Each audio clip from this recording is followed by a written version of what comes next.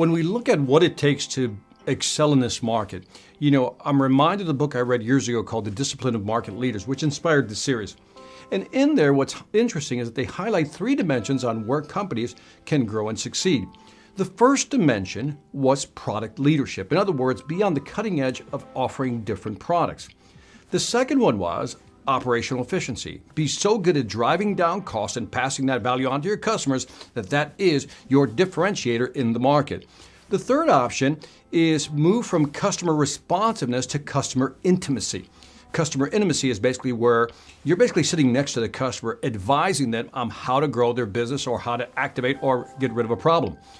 Now, what's interesting is if you look at product leadership, the company that comes to mind is probably, Apple, right?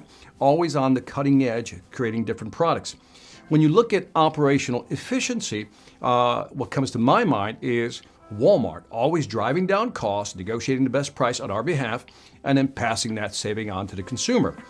Number 3 is customer intimacy, which is the company that comes to mind there is like a Home Depot. Home Depot is, for example, when you walk into Home Depot, first question they typically ask, at least me, is, Victor, what project are we working on, right? And they always say we, like they're going to come home with me and work on the project with me. But I think what they're trying to do is create that intimacy. And so I will then describe the problem I'm trying to solve at home, right? What I'm working on, the project I'm working on. And usually they'll listen, ask a lot of questions, almost like a good salesperson, great discovery. And then they'll either say, yeah, that's what you want to do, that's how you need to do it, or they'll go, may I suggest something else? May I suggest an alternative approach, an alternative tactic? And see, that to me represents customer intimacy. When you're talking to a client and you're hearing them out, listening to what they have to say, but more importantly, you're highlighting to them what they could do and could do better. And then you offer them a solution. You give them insight. As I've talked about before, insight, information beyond the obvious. Tell me something I don't know. Educate me in such a way that makes me go, I didn't know that. And that's what customers are looking for. So the question posed in this book called The Discipline of Market Leaders is, you can't really excel at all 3. Hard to do.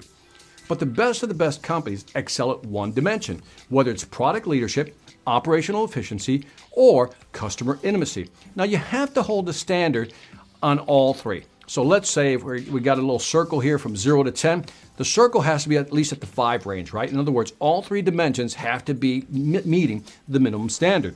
And then you as a company have to pick, which dimension do I want to focus on? Do I want to be a product leader? Do I want to be known for my low cost and great quality? Or do I want to be known for solving solutions, being customer intimate, understanding our clients, and then helping them solve their problems? And it's up to a company to really decide which of those dimensions they want to focus in on. So for example, if you choose customer intimacy, one of the things you've just decided to do is not focus on price. In other words, a customer intimate type of client or company isn't focused on offering the best product because they know they're not a product leader. They're not focused on offering the best price because they're not a operational excellent company. In other words, that's not what they're focused on. They're focused on bringing together different resources and tools to provide you a solution. So again, as you're thinking about how do you scale your business and grow your business and become a market leader, consider these 3 dimensions and ask yourself or your company, what do you excel at and what are you good at?